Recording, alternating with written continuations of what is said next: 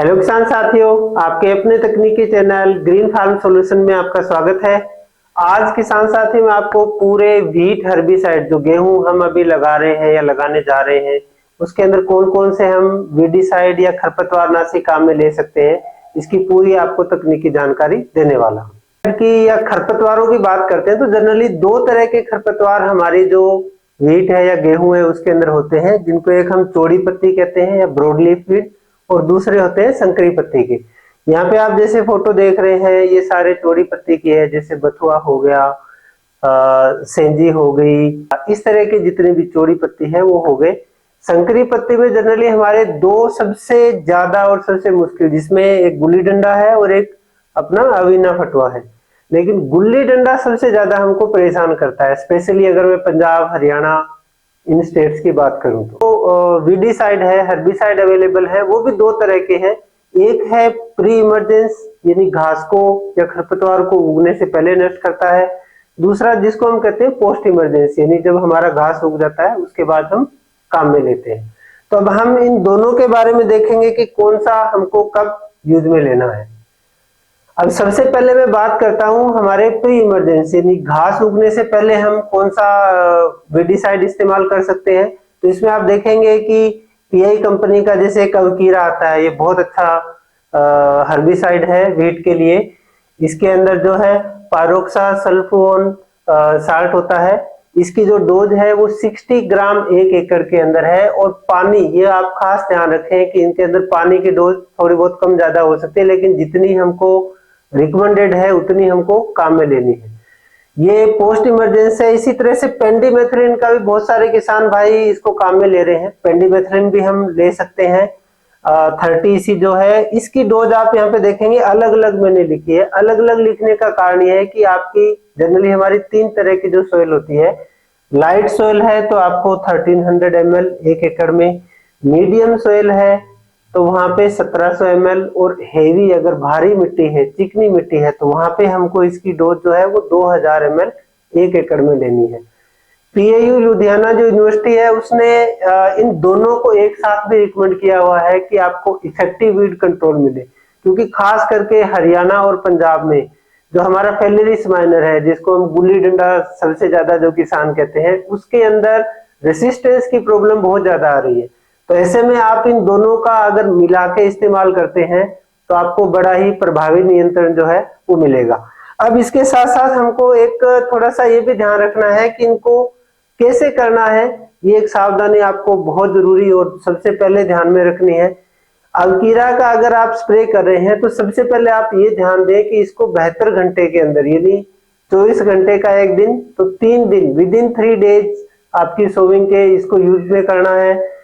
Number 2, आपको 20 से 22 दिन, जो हम जिसको CRI स्टेज कहते हैं वीट की, उस स्टेज पे आपको पानी देना बहुत जरूरी है। 2 चीजें हो गई। तीसरा, हमेशा जो भी वीडीसाइड, ये भी और इसके अलावा जो मैं दूसरे बताने वाला हूं उसके अंदर आप हमेशा फ्लैट फैन नोजल का इस्तेमाल करें। इसके अलावा आप अवकीरा को कहां पे इस्तेमाल नहीं कर सकते हैं या कब, आपको सावधानी दूसरी क्या रखनी है कि अगर आपकी बहुत ही अनरूलेटेड लैंड है तो वहां पे आप ये हर्बिसाइड इस्तेमाल नहीं करें। इसी तरह से अगर आपको लग रहा है कि हेवी रेन होने वाली है, बरसात होने वाली है, इसी तरह से जीरो टिलेज, जहां पे आपकी, क्योंकि हम चावल के ऊपर जनरली वीट लगाते हैं, तो आपके अगर चावल के स्टबल्स आपकी मिट्टी में बहुत ज्यादा है, स्ट्रा बहुत ज्यादा है, तो ऐसे में इसकी जो परफॉर्मेंस है वो आपको अच्छी नहीं मिलेगी। और इसी के साथ साथ अगर हवा बहुत तेज चल रही हो तो ऐसे में भी आपको जो इसका स्प्रे है उसको रुक के करना चाहिए। अब आप ये हम क्यों कहते हैं कि इसको 20 से 22 दिन पे या 21 दिन पे जो क्राउन रूट इनिशिएशन है उस स्टेज पे पानी क्यों दें। जैसा आप यहाँ पे देखेंगे आपको रेड दिखाई दे रहे हैं, ग्रीन और ब्लू कलर के। रेड का मतलब है कि आपने पानी डिले किया या जो घास बड़ी हो गई, जो खास करके गुल्ली डंडा, क्योंकि सबसे ज्यादा हमको गुल्ली डंडा परेशान कर रहा है, तो वो यहाँ पे कंट्रोल कम हुआ है, क्योंकि उसकी जो 3 लीफ या 3rd लीफ जो स्टेज बोलते हैं वो क्रॉस हो गई है। सेकंड जो आप देख रहे हैं ग्रीन, ये पूरा कंट्रोल हो रहा है, ये जल रहा है जैसा आप यहाँ पे देख रहे हैं। और थर्ड जो नया उगने वाला है वो उगने से पहले यहाँ पे आप देखेंगे वो पूरा अच्छे से, जो फेलिरिस माइनर या गुल्ली डंडा है वो कंट्रोल हो रहा है।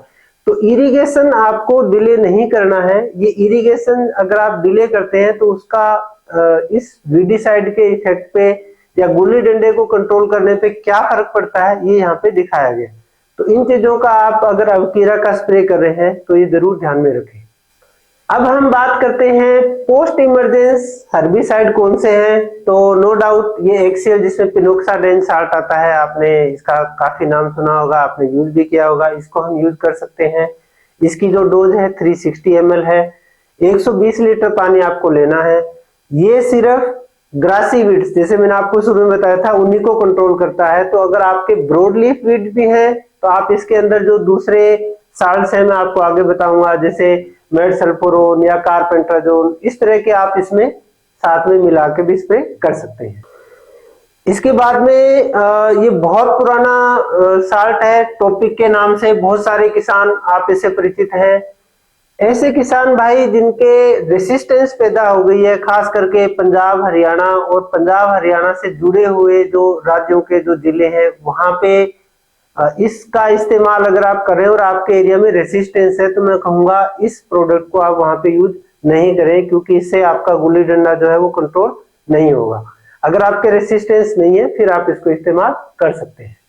अब हम कॉम्बिनेशन वाले जो हर्बिसाइड हैं, वीट हर्बिसाइड, उनकी बात करते हैं। तो उसके अंदर एक वीप एडवांस के नाम से आ रहा है ग्लोबल का, जिसमें फिनोक्साप्रोप है प्लस उसके अंदर मेट्रिबुजिन है।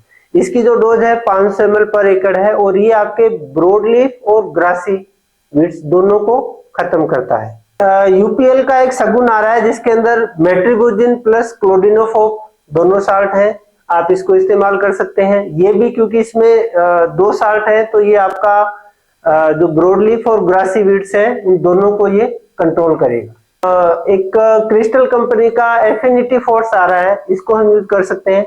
ये सिर्फ जैसा यहाँ पे दिखाया हुआ है ये only and only broad leaf weed के लिए है। इसमें भी दो साल्ट है, मेटसल्फोरोन मिथाइल और आप देख रहे हैं कार्पेंट्राजोन। ये दोनों साल्ट अलग अलग से भी आते हैं, आप इनको ग्रासी वीड के साथ मिला के कर सकते हैं। इसको भी आप जो ग्रासी वीड जैसे एक्सेल अगर आप काम में ले रहे हैं तो उसके साथ इसको भी हम मिला के कर सकते हैं। इसकी जो डोज है वो 20 ग्राम प्रति एकड़ है। यूपीएल का एक टोटल आता है जिसमें सल्फोसल्फुरोन और मेटसल्फुरोन दो साल्ट है, काफी पुराना है ये भी। लेकिन इसको भी मैं यही कहूंगा कि ऐसे किसान भाई जहाँ पे सल्फोसल्फुरोन की भी काफी रेजिस्टेंस पंजाब हरियाणा और एडजॉइनिंग स्टेट्स में डिस्ट्रिक्ट में देखी है, तो अगर सल्फोसल्फुरोन से आपका जो गुल्ली डंडा है वो रेसिस्ट हो गया है तो आप इसको भी इस्तेमाल नहीं करें, अदरवाइज आप इसको इस्तेमाल कर सकते हैं। और इससे भी आपके जो ब्रॉड लीफ और ग्रासी वीड दोनों पे बहुत अच्छा कंट्रोल मिलता है। और इसकी जो डोज है वो ओनली 16 ग्राम पर एकड़ है। यूपीएल का एक वेस्टा आता है जिसके अंदर क्लोडिनोफोप प्लस मेटसल्फुरोन है।